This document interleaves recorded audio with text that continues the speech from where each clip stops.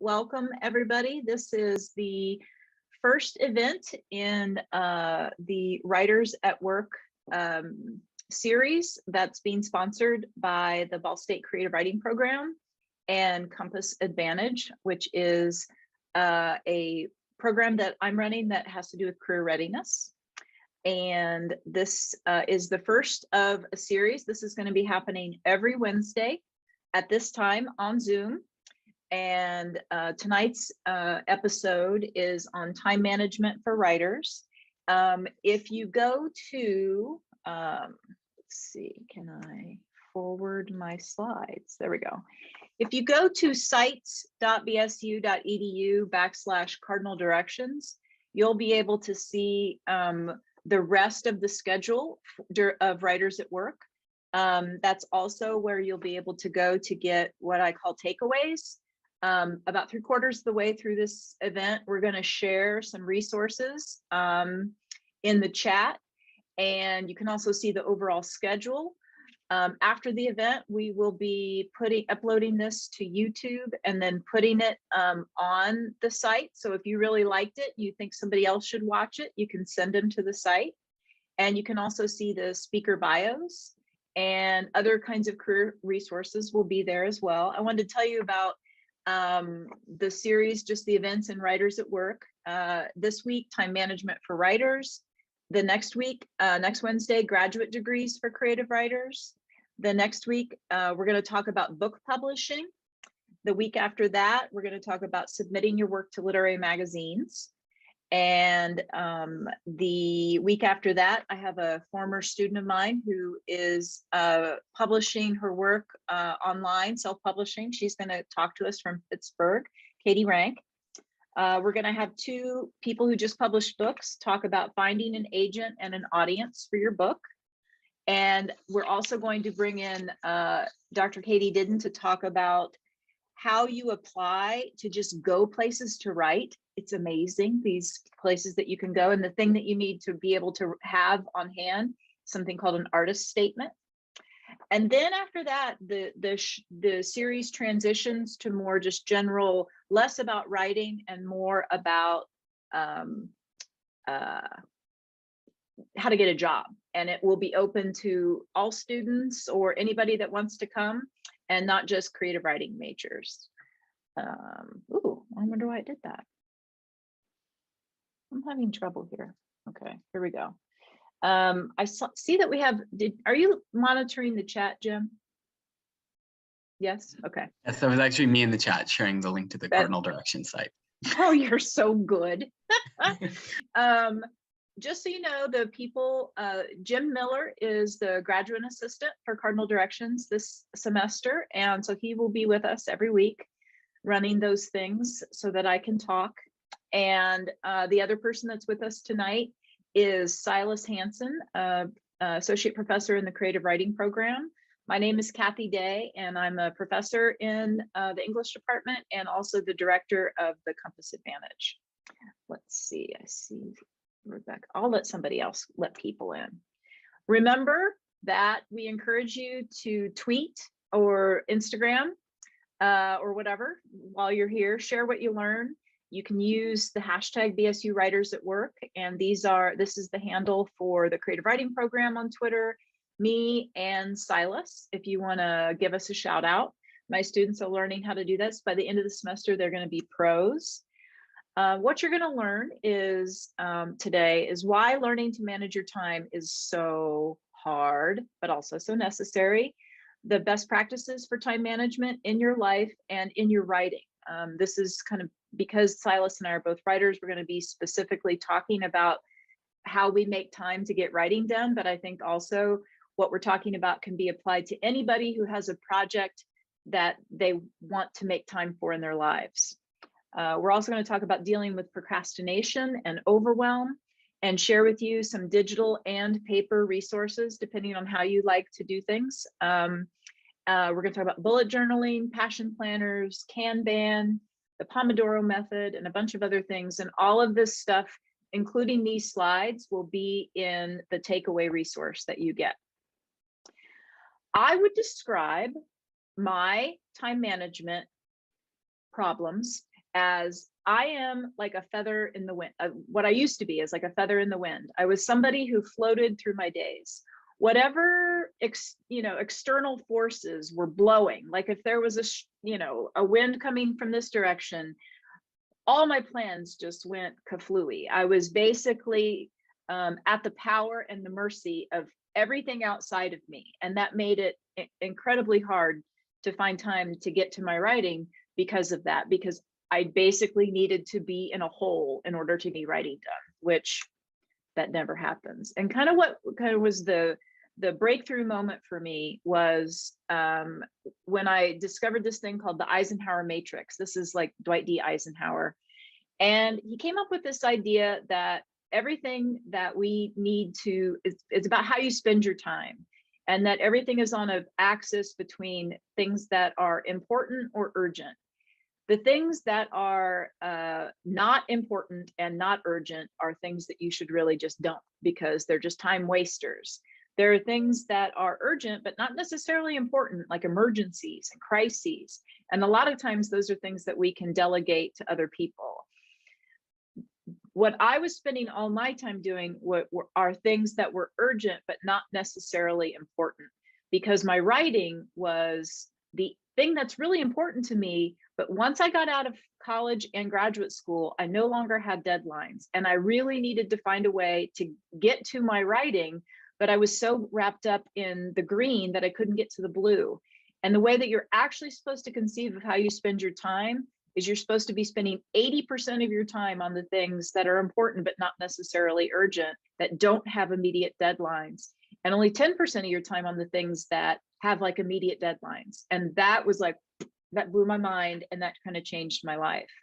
The main thing is that I had to learn how not to use my inbox as a to-do list, because the problem with that is that, especially if you get a lot of emails, if you just start going down your email inbox, the things that are at the top of your email inbox are actually the things you just got. And it's the stuff that people sent you like days ago that get buried. And that's kind of how, it's a really bad way to keep yourself organized. And so one thing I had to start doing was taking tasks out of my inbox and writing them down so that I could figure out how to prioritize them. I couldn't use my inbox as the way to prioritize. And another thing I had to figure out were my priorities. I like to think of them as my buckets. How many buckets do you have in your life? And I'm assuming that you all, if you're students, that you have a bucket for each class, but what else? And this is the part where at the beginning of the semester, I'm sure that you are putting in, maybe you have a job, and so you have to allow time for that. But if you are thinking about going on a job search, you should schedule in time every week for job search related stuff, or you'll never have time for it. The time that you want to spend on your writing each week, schedule time for that, your passions. The biggest change that I've made in my life recently is that I've started scheduling time for me and my health and my sanity. And so I've blocked out the mornings and the evenings that are no screen time. It's like I called it no scrolly time, just story time. Stuff for me to protect that time, because my main goal for the semester is not to finish spring 2022 feeling like a burned out rag of flesh. And that's my main goal, is to not finish this, because I've been finishing semesters at feeling like burned out for it seems like my whole life, especially as I've gotten older. So what I do is, once I've decided, what are my primary buckets, the things that I want to spend time on, then I transfer all the unfinished tasks from the previous week into a new to-do list. And I always have to leave room for new tasks that come up, because I'm like, today I had 3 meetings, and from those 3 meetings, I got more things to add to my to-do list. This is an old to-do list. I used to just make one solid list of things to do, but I actually had to start putting it into these buckets so that I could see, what do I need to do for each of the things that I'm responsible for? Jim, for example, is one of my buckets. Did you know that, Jim? You're one of my buckets, so that I can remind myself of all the things that I need to give you to do, because you're the person I delegate things to. So you can see here that on the right, this was, I think, last fall. I had a 407 class, I had jacket copy, I had my work with Compass, I had other, and this is, and as the week would get done, whatever I didn't finish, I would transfer over for the next week and tackle it. And I needed to really kind of start over each week so I could see things. These are what also I call flexible priorities. These are not necessarily things that I had hard deadlines for. It's just stuff I needed to do. And that's opposed to fixed priorities. And I use, my Outlook calendar, my Google calendar for meetings. These are my meetings for this week. You can see my 3 meetings that I had today on Wednesday. And the thing I cannot do, I've learned, is you need to schedule time for your buckets. But if I schedule every hour of my day on my Google Calendar, it makes me want to die. It makes me feel like I have no flexibility whatsoever. So I can't necessarily say I'm going to do this and this hour and this and this hour. That just doesn't work for me. It might work for some other people. So you definitely need to schedule time to work on specific buckets of your to-dos, especially all that flexible priority stuff. And like I said, can't schedule every hour of the day, but you can at least create daily or weekly routines. I have to what's called eat the frog, which means I have to always start the day doing the thing that I've got to do first or I won't get done. And for me, a lot of times, that's when my brain is really best, first thing during the day. And that's when I can get good writing done before everything else is sort of worked its way into my brain. Can't open the email. I just have to get some writing done, and then I can go on with the rest of my day. Everybody's different. Part of this is about figuring out how you are best inclined to work.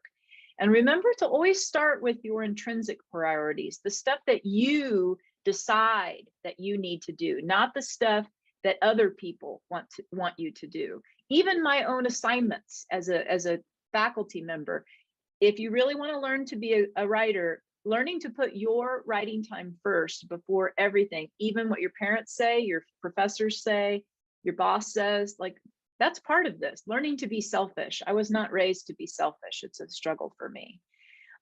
In the takeaways, you're going to see, like, I'm a paper person. I love pencils. And so I use Passion Planner as a way to sort of help me see what I need to do each day or over a course of a week. And on the right is this thing called Daily Rhythm, which I kind of need to sit down every day and say, what am I doing today? What am I supposed to be doing? Because if I don't do that, I did it yesterday. I spent all day working. I didn't even work on the things that were due today. I worked on stuff that's not due for like a week. So like getting myself straight about what it is I need to work on is a really important thing for me. So now Silas is going to talk to you about bullet journaling. Hey, everybody. So I, like Kathy, am a big paper person. Every time I've tried to do any kind of like digital planning, it does not go well. And so I have tried a bunch of different paper planners. I tried the Passion Planner. I tried, those cheap ones you get at Target, all that kind of stuff. And I always gave up until I found bullet journaling. And one of the nice things about bullet journaling is that you're creating the whole thing yourself, which sounds daunting, but it really isn't. But the nice thing about that is that it's very customizable and very flexible. So you can make it work for you. Like if you know that you need a lot of space to make like daily to-do lists, you can do that. If you know that you work better with a weekly to-do list, you can do that. There's a lot of different ways that you can customize it. The other nice thing is that it keeps everything. So my notes, any information about events that I'm going to, my to-do lists, tracking of goals or habits or things I've read, things I'm writing, anything like that, all in one place, because I lose everything. And I use a Moleskine journal, which has a little pocket in the back. And so I can stick things in there and not lose them because I always have my notebook. It's great. So I highly recommend this way of doing things. The other nice thing is that actually building it and making the journal will help you to prioritize. You have to make decisions about how you want your days to look, how you want your information to be organized, how your brain best processes things. And so I found it to be really useful for that reason. So I thought I would show you a couple examples Oh, I have to forward Yeah, it I for was you. gonna say, did you see that? Sorry, thanks. So there's a bunch of main components to a bullet journal. The big ones, there's a future log, which is basically just like a spread where you dump everything that's coming up in the next few months. You'll see I've got, I do mine kind of like this. I've got a larger picture on the next page. But, oh, I guess you can't see it. But I have each month on its own kind of page in my journal where I have the calendar up at the top, and then all of the events, any major deadlines, things like that at the bottom. And then I move on to a brain dump where I just dump absolutely everything that I can think of that I need to be doing, because my brain doesn't prioritize. So that's where I get things from, often from my email, often from things that people have been asking me to do, my own priorities, things I notice when I'm walking around my house. So I have this big page where I just have all of the to-do list, the master to-do list. And then when I move into my monthly, weekly, and daily spreads, I can move things from that master to-do list into and like schedule it someplace. So the the monthly spread has events, major deadlines for that month, a habit tracker, things like that.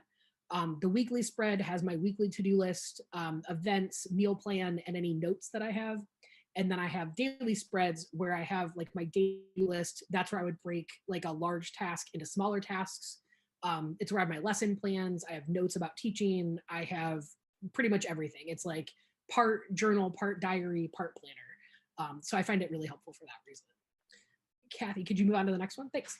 So here is my future log. So you can see how I have that set up. It's February and March 2022. So I don't really have anything on there yet. But eventually that page will be completely filled with meetings and deadlines and things like that. And then if you move on to the next page, this is my weekly spread. And so you can see I have tasks on one side and events underneath it. I have meal planning, and then I keep track of like my media consumption. So whatever I'm watching, listening to, or reading lately, just so that I can go back to those. If people ask me for recommendations, I always have something. And then I often will have like a habit tracker there too, where I might keep track of like chores around my house. When was the last time I took the garbage out? When was the last time I checked my mail? When was the last time I fed my sourdough starter?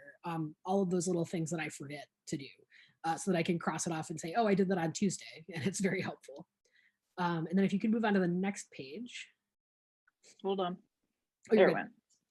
this is one of my old daily spreads. It's very messy. I crossed off, I had like journal entry halfway down that one page. That's where there's the big white box. But you can see I have like a time tracker up at the top for all of the hours of the day. And I don't keep super close track of that, but it helps me figure out, oh, I spent, 5 hours on teaching on Tuesday. And so that means that later in the week, I really need to make more time for my writing because I used up all of my hours in the day on Tuesday doing this other thing. What are the colors? What do the colors of Color mean? code. So blue is like personal stuff. Purple is research. Green is teaching. Orange is service. And then like red is like medical stuff, appointments, that kind of thing. Oh, cool. So the color coding is helpful for that. And then I can also take notes. So you can see there, I ran out of space. So I took notes on a different piece of paper and then stuck them in there. But what's really nice is that now if I know that I need information from February of 2018, I can go back to this journal and I know that it's there. So I find this really helpful for that reason. I was diagnosed with ADHD during the first wave of the pandemic. And so I had to figure out how to structure my life when I didn't have any structure. And this was one of the things that was really helpful for me was being able to like have a space that could organize all of my thoughts that didn't have external structure to them. Would you say that one thing that makes bullet journaling unique is that it's not about necessarily just planning what you'll do, but also noticing how you spend your day? Yeah, absolutely. And that's one of the things that helped me out is that I started to realize that it was kind of difficult for me to do things first thing in the morning. I am not an eat the frog first kind of person. Honestly, that comes from, I think, the ADHD. I've heard that a lot of people have trouble doing like the harder tasks early on, and that sometimes like more of like a snowball effect can be better for us. and that like we do the smaller tasks that give us like that little rush of, oh, I checked something off my to-do list, and it gets the ball rolling a little bit better. Mhm. And I'll do a lot of like my household tasks first thing in the morning, load the dishwasher, things like that, where I can then sit down at my desk and just be like, ooh, look at all the things I accomplished. So that's really useful too. So yeah. And then yeah, here is I have some tips for getting the most out of a bullet journal. A lot of you might already be familiar with the concept from Instagram or Twitter or YouTube or places like that. And you'll notice that a lot of people go really overboard in making them look pretty. You don't need to do that. So, make your journal something that you want to use, but don't spend so much time on it that you make creating your bullet journal a full-time job. You'll know what I mean when you start Googling around and seeing these really beautiful spreads that people make. All you really need is like black and white, text on a piece of paper. Passion Oh, sorry, go Passion ahead. Planner Passion Planner has that too. They have like a community, Mhm. and it's the hashtag PashFam, and people share their spreads and stuff. And I'm like, they need to have a category, a priority bucket for just Yeah, working on the thing itself. yeah. And yeah. Yeah, and I found there's a lot of like social media influencers who do bullet journaling, and they make it look really pretty because it's part of their brand, right? Like they're Mhm. doing like these plan with me kind of things where they, put they like live stream as they create it and that sort of thing. Oh, I also think it's important to keep what's helpful for you and to get rid of what isn't. There's a quote unquote like classic way to do bullet journaling, and there's a link to a video that explains that in the takeaways that we were going to give you. But I've also really kind of created my own system in a lot of ways. The kind of original system wasn't working for me as well. And so I took little pieces from other places. I went back to planners that I had used and figured out what was helpful and what wasn't, and kind of built that in. It's also good to look for inspiration online. There might be people who have tracking systems or organizational systems that would work really well for your brain. And so looking for those can be really helpful. But don't let their work scare you away. Remember, this is a journal just for you. And so if it doesn't look like something you would post all over Instagram, that's still okay. And then finally, I would let the process of setting it up help you to prioritize. So what's your primary focus this week? How do you need your daily schedule to look?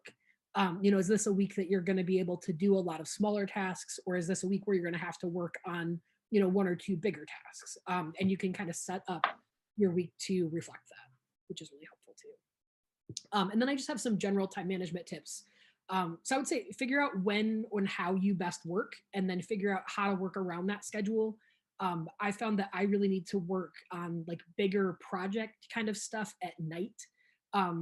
I found that like my brain slows down a little bit at that point. I know Kathy's shaking her head, but like I have to do like teaching I can do during the day, social stuff I can do during the day, but like sitting at my desk and trying to work on a project or write or that kind of thing, I have to do a lot of stuff before that in order to get my brain to shut off enough that I can actually focus on one thing. And so that's what's worked for me. But other people, if they tried to do that, they would just never get those bigger projects done.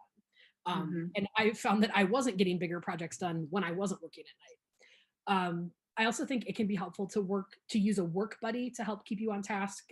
So having another person working alongside you, even if it's just on Zoom right now, but that can help you stay focused. They sometimes call it body doubling in kind of the literature about time management and particularly about neurodivergence. Mhm. But I know a lot of people who found that helpful, whether or not they have ADHD. And then I would say build time into your schedule for things that you value and treat those things as priorities too. I often will forget to write down, oh, like make sure you read a book this week. And it just gets kind of pushed to the side until it's Sunday. And I'm like, I haven't opened a book in a week and a half. And that's kind of a thing that I really enjoy doing. And so you have to kind of build priorities into your schedule that matter to you as well. One thing I wanted to make sure that Silas and I got across is that I'm not really interested in talking about time management as a way to become a much more highly productive person, productivity hacks, or getting lots more work done. I'm more interested in time management as a way to keep oneself sane and to deal with the stress of overwhelm, and to deal with the stress of wanting to spend more time on oneself or with the people that you love, and just paying attention to how you spend your days. I think that's, just so you know, like I'm not trying to talk about time management because I want you to figure out how to get more work done for somebody else. I want you to figure out how to be the boss of your own day. That's really what's important. I would just add to that I think time management is important because if you don't manage your time, if you don't have a plan, if you don't have priorities, then you end up just procrastinating and or doing things that are not actually all that important. I would spend all day cleaning my house and cooking if I didn't have a to-do list to do. Because I mean, it feels productive, but it's not actually what I need to be focusing my time on, right? And I think the more you can manage your time, the more you'll be able to make decisions about the time that you do have to do the things that you really value and enjoy.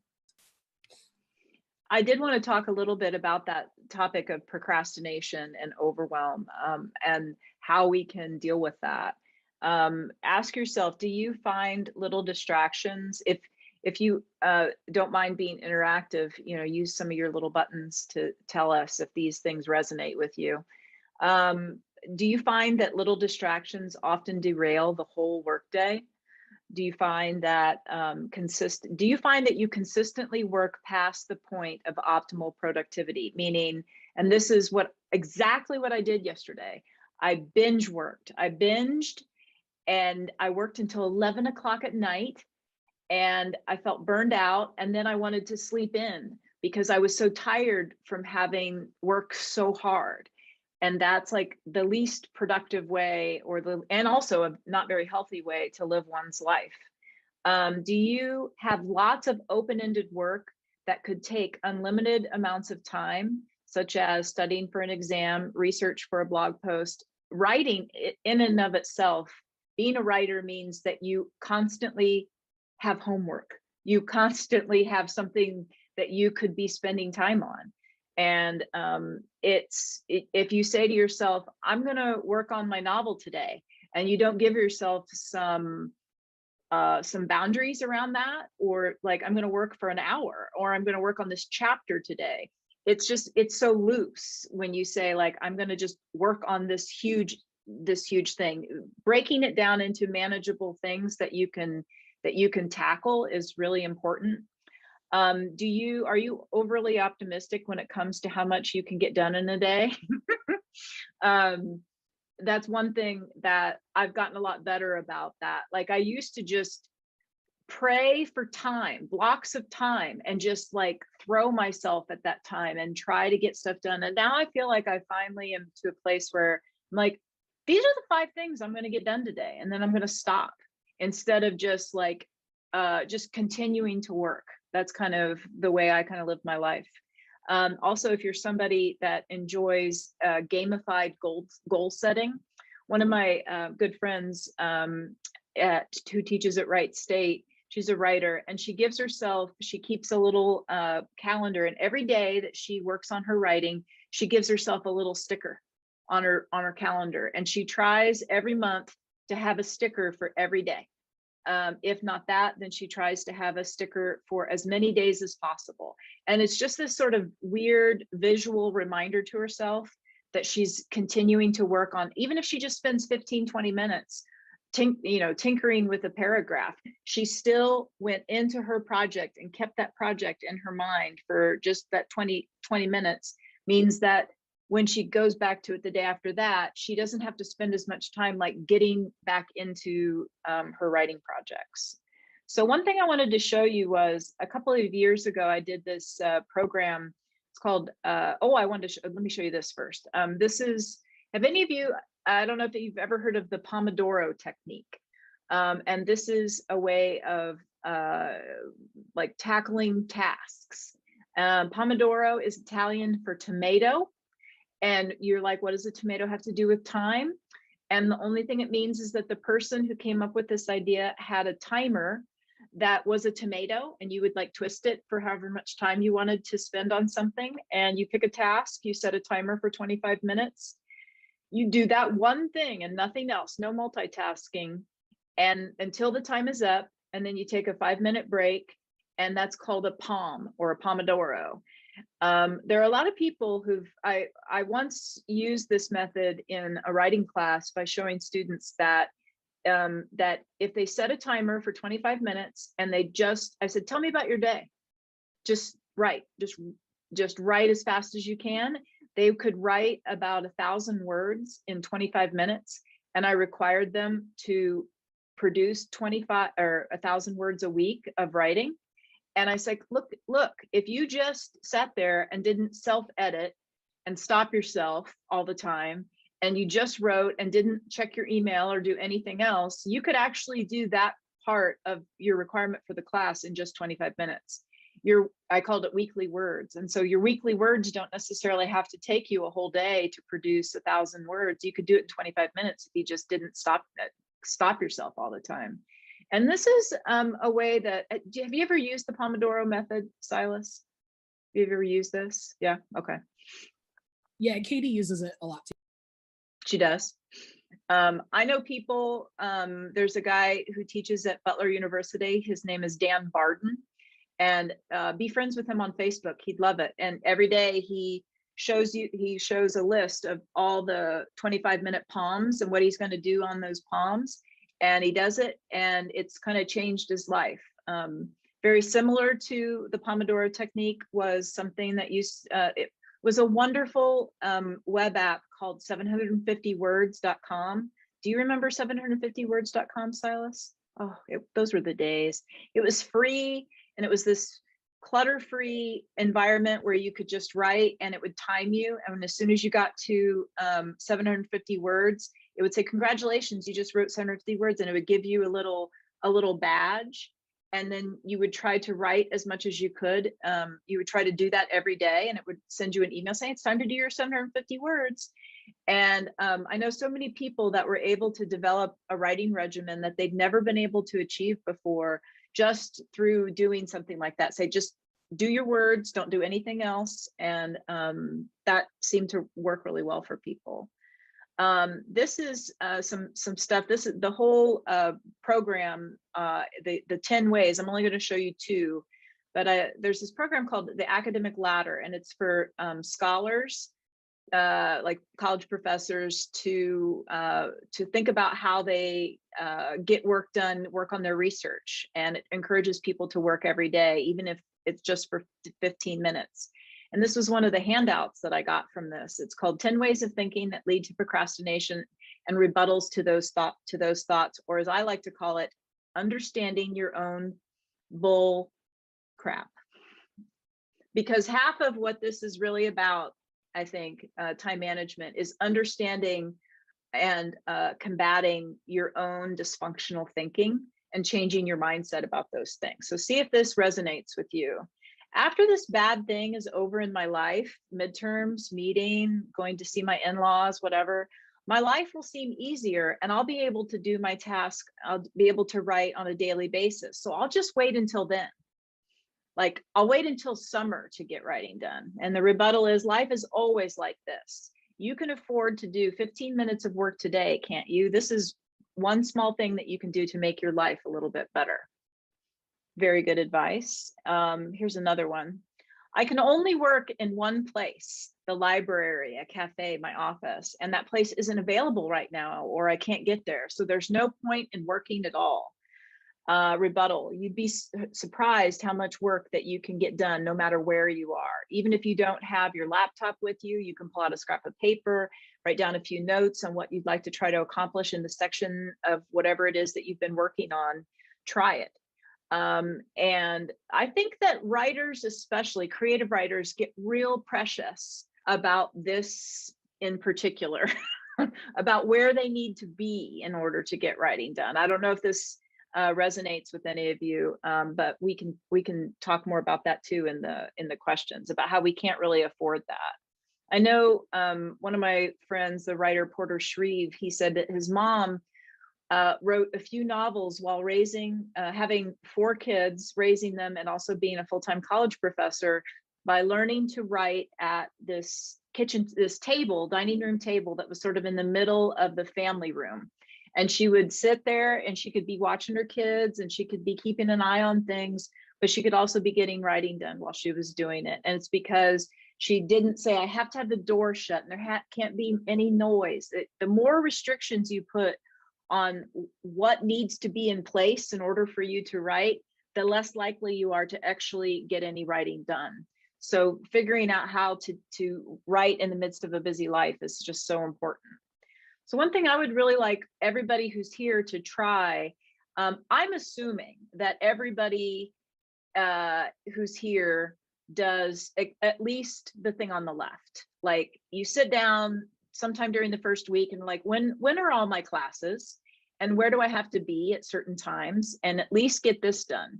And one piece of advice I have for you is to make sure that if you are taking any online asynchronous classes, I once had a class do this, and it was an online asynchronous class, and my students weren't putting my class on their their weekly schedule. I'm like, well, you're never going to do the work for my class unless you write it down as a priority for the week. But because it wasn't a place that they needed to be, they thought, well, I don't need to put this down. And I think that's the hard thing about being a writer is not a job that you go to. It's like a project. It's a constant project that you're managing. And so trying to figure out how you're going to find the time for that. So I would like you to do that. Plus, try one new thing this week. Develop a writing regimen if you can. Do some sort of daily plan. Start doing a to-do list, a weekly plan. Just making yourself transfer your to-dos out of Canvas and out of email into some sort of central location, whether it's digital or paper, doesn't matter. Also, you can try in the takeaway document, there's a video from Dr. Jennifer Grueling, who's the head of our writing program, and she uses a digital platform called Kanban to track her time and to track her projects. And she does a really great walkthrough of how she does that. So maybe you'd like to try something like that. And you have to try a bunch of things to see what works for you. And the goal is to become more mindful of how you spend your time. A really easy thing to do is just to spend 1 week doing like that color scheme thing that Silas had on his bullet journal. Just spend 1 week noticing how you spend your time. Will get you started in figuring out what it is that you need to do. I want to stop here to ask if there's questions, comments, and also make sure that you fill out there's a feedback survey that Jim put in the link in the chat. And it's only 7 questions. It'll take you seriously 1 minute to fill it out. We really need that so that we can keep getting that data. Really helps us keep doing these events. So if you could make sure that you fill that out before you leave. But it's only 5:39. We've actually got a lot of time. I'm gonna, but I also want to put in one pitch for Silas. Will be back next week to talk about graduate degrees for creative writers. The MA, the MFA, there's even a PhD in creative writing. And we're going to be joined by Lauren Cross, who's a Ball State English undergraduate alum of ours, and she just got her MFA and has come back to teach for us. And Paige Waters, who some of you might know from the Department of Media, she teaches over there. And I'm going to stop sharing my screen. And I don't know if there's anything in the chat, Jim, or if you would like to, you can put your question in the chat, or you can put, you can just turn on your microphone and ask your question if you'd like. Silas and I are happy to talk about this or anything else having to do with writing.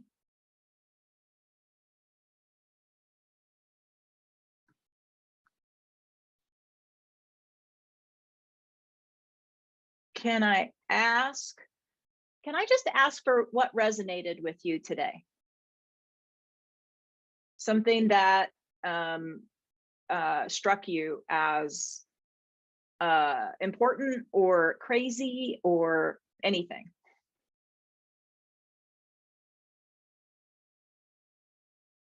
I see there's a hand up. I was just gonna say the procrastination part of things, I struggle with that an awful lot. So I feel like that will be really useful and helpful for me. Good. Agreed. So procrastination is something, how does procrastination work for you, Kayla? It doesn't. It keeps me from doing everything. I will do anything sometimes for things that if there's something coming up that I just have been really struggling with, I will do anything to avoid doing it, to the point that then I'm sitting down and having to do the thing and I don't have enough time and I'm panicking, and it's never fun. So finding ways to help combat that is fantastic. Good. One thing for the students, some of the people who are here are in my class. And one thing I did with the 2 large projects that you have to do for me, a book review and do an informational interview, is that I broke these it's like a multi-week project, and I broke it down into steps, and I made like one part of it due like every week. So like there's these milestones, and I think that to me is like one of the hardest things about especially once you graduate and you're not necessarily thinking about, I want to write once you're, especially if you want to write a novel or a book, like you know, you can't think of it as just, you know, individual assignments. You have to start putting something, all a novel is just one paragraph, one chapter at a time. But if you think I'm sitting here writing my novel right now, it just makes it creates overwhelm. So you have to think, I'm writing this chapter right now, not necessarily that. Does that, I don't know if that helps you too. I see that there was some messages in the chat. Let me see what they say. Oh, some nice comments. I wanted to read something to you also. Let me see. Is there anything, Silas, is there anything in the chat that we need to say or talk about out loud? Oh, good. Somebody says, I'm glad you didn't frame this as how to be productive all the time. Good. Have any of you heard of Michael Martone? Michael Martone is a writer from Indiana. He's actually from Fort Wayne, and he's a good friend of the Ball State Creative Writing Program. He funds one of our scholarships for graduate students. And he was asked once, can you tell in your creative writing classes which of your students are going to succeed as writers? Is there a defining characteristic? And the thing he said was that it's the students who keep writing after they leave school, after they were no longer required to write for class, deadlines, or for a grade. He's like, sometimes the most talented students aren't necessarily the ones who keep writing after college.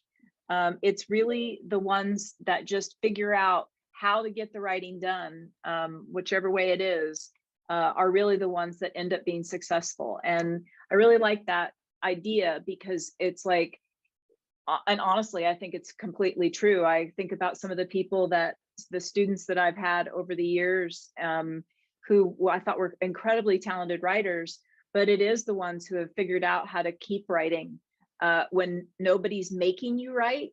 Those are the ones that actually end up having the careers. It's the ones that just figure out a way to get it done. Rebecca says, I just like the idea of being more organized than I am currently. And the creative element that a bullet journal offers seems like it would keep my attention long enough for me to actually do that. My life is chaos often too. I grew up in a kind of chaotic home, I guess you could say. And also I grew up with parents who went to work, and work was something like, it was a place that you went to, and then you would come home and you wouldn't think about work. And that is nowhere near like what my life is like as a teacher. My life is like, I can be doing work for my classes, my teaching all the time. it's part of why I've heard some people say that they think the best job for a writer is to be like to do a 9 to 5, like work in a bank, go to the bank, do the banking, go home, you're done. You don't have to be thinking about anything else. What do you think about that, Silas? I was just going to add that Ted Kooser, the poet from Nebraska, he was an insurance vice president, and he claimed that that was the best job he could ever have, to be a poet. I think probably because he made a lot of money, but I think maybe probably, that had something to do with it too. yeah. When you guys go ahead. Sorry. I just was going to add, I meant to say this earlier, but I didn't want to interrupt. When you were talking about writing anywhere, I would just say, like, Kathy's right. Like, there really is, like, you can get a lot of work done in places that you didn't expect to. I wrote some of my best essays in undergrad and in grad school in laundromats while my clothes were drying. And there's something about being in a place where, like, there's other people, there's energy, that, like, it was really helpful to be able to focus that way. And so I would just say experiment and see the places that do and don't work for you. Figure out what is going to be helpful. I think one thing that's making time management and getting writing done difficult, made it difficult for me last semester when I was on sabbatical, is COVID. The last time I had a sabbatical, my husband works at home, and so I would leave the house to go get writing done, and I would go places. I went to a writer's colony and wrote for a month, and I went to somewhere else, and I went to a hotel room. I went like 5 days early to an event that I was doing and wrote in a hotel room for a few days. And I haven't traveled or I haven't left anywhere. And the hard thing about that, about all of our lives right now, is that, like, sitting at the computer is everything. It's class, it's writing, it's talking to our family, it's playing games, it's watching it's everything. And I think that if what you need in order to designate that you're at the computer for writing time is, I don't know, sit somewhere different or wear a different hat on your head. I don't know, so people can tell that you're trying to get writing done. I actually have a brilliant idea. I stole this entirely from Angela Jackson Brown, but she lights different scented candles depending on what she's working on. And my students have said that this is, like, the most brilliant advice they've ever heard, that, like, it helps them immensely. I am allergic to scents, so I can't do that. But if you can do different scented candles, I think it's a great idea. There's something about scent and memory, I think. I've read some things about that. And so I could see it being really useful in terms of, like, getting yourself in the right, like, headspace. So try different scented candles. And I definitely think that when you're trying to work on, whether it is a story or an essay or a poem that you're working on for class, like it's homework, who cares? It's still writing. It's your creative self that you're trying to tap into, that you can't be doing anything else during that time. You can't be emailing and you can't be checking this or checking that. If you have to turn your phone off for a little while, people will live. Anything that will help you kind of enter into, like, a period of focused attention is like, people talk about flow and being in the zone and stuff like that. And it's true. Like, when you are in that place, that's a powerful and productive place to be. It's where we want to be, but it doesn't feel like that every time. You don't just naturally go into it. I found that certain playlists can often help me kind of get into a certain zone to get writing done and to focus. Do you have any things that help you, Silas? A lot of times if I'm having trouble getting started, I realize that it's often because I don't have a specific project in mind, or, like, I'm not working on a specific thing. And so if I'm struggling with that kind of getting started, like, I have different versions of not being able to get started. One is I have a very specific project, right? And the other one is I don't. And if I don't, often I will start my writing time by reading something relatively short, a flash essay I find on Brevity, or a couple of poems or something like that. Or I'll go take a walk and just turn off my phone while I'm doing that. And I think sometimes doing something else that's, like, that doesn't, try to figure out how to phrase it, that doesn't distract me from my writing, but that, like, helps me to maybe notice things I wouldn't have noticed otherwise, or to start thinking about my writing in a different way, like that can be really helpful to get me into that space. But I mean, you're also right, like it doesn't always feel like I'm in the zone.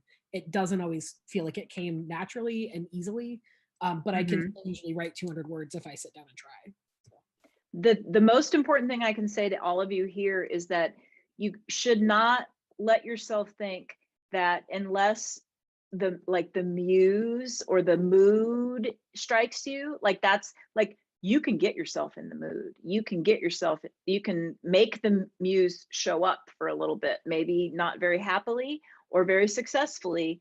But if you sort of like, it's that feather metaphor. If you wait for like the wind to blow a certain way until you actually get anything done, that's just a really stupid way to think about your writing life. Like you have to learn how to be the boss of your time. One thing that really freaked my students out when I started a couple of years ago having students write in class during class time, and at first they were like, "That's not going to work because what if I'm not in the mood at that moment?" And I'm like, "Well, then you just kind of sit there and you trick yourself until you get into the mood." And they actually found that they could, once they started doing it that way, they found that they could kind of enter into that, and they kind of got used to that setting up that certain time. Do any of you have before we close out, do any of you have a way of thinking about time management and thinking about getting your writing done that you'd like to share, something that works for you?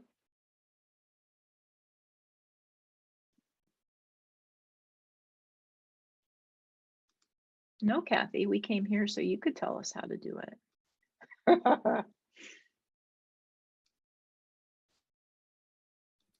Remember that Jim has put the link to the feedback survey into the chat. If you could just maybe take a second to do that, that would be extremely helpful to me. I think it asks you for your, like you have to put your name on it, but it's not asking you any questions that are deep and dark and secret or anything. So I think it'll be okay. While you're finishing the survey, the next week, Silas will be back to talk about Graduate School for Creative Writers. I think we'll probably have a pretty big group next week because I've heard a lot of people say that they want to come to that, and there's a lot to cover. And the week after that, Jill Chrisman will be here to talk about publishing a book, the book publishing. And I just wanted to say in general that sometimes when I talk about the business of being a writer, my students will say, "Why don't we talk about this all the time?" And creative writing teachers get this a lot. Like, why don't we talk about this more? Really, ultimately, the working on craft is, to me, the most important reason to take creative writing classes. But I do think that it's important to try to give students a sense of how to make a life as a writer, and to start thinking about writing as not necessarily your major or something that you do for school, but that is part of your identity. And I find that that's really the hard part about what kind of time management is, that once nobody needs you to write, it's completely something that you have to come up with the reasons to do it on your own. That's really making it be a part of your identity. It's something that you just have to do. That's really the trick. And I hope that all of these events will help you figure out how to make writing more of part of your identity. What do we have there? Only the note that tells me to write has a noise. I feel like I have to write. Oh, good. Oh, good. It's so nice to see people learning things. It makes me happy. So it's about 5:55. We're supposed to go till 6. So unless anybody has any other questions, I'll end this and hopefully see you next week. I know I'll see all my students there. And if there's anybody here from outside my class, thank you for coming. And I hope that you'll come again to one of the future events. So thanks very much. And I hope you guys have a very good evening.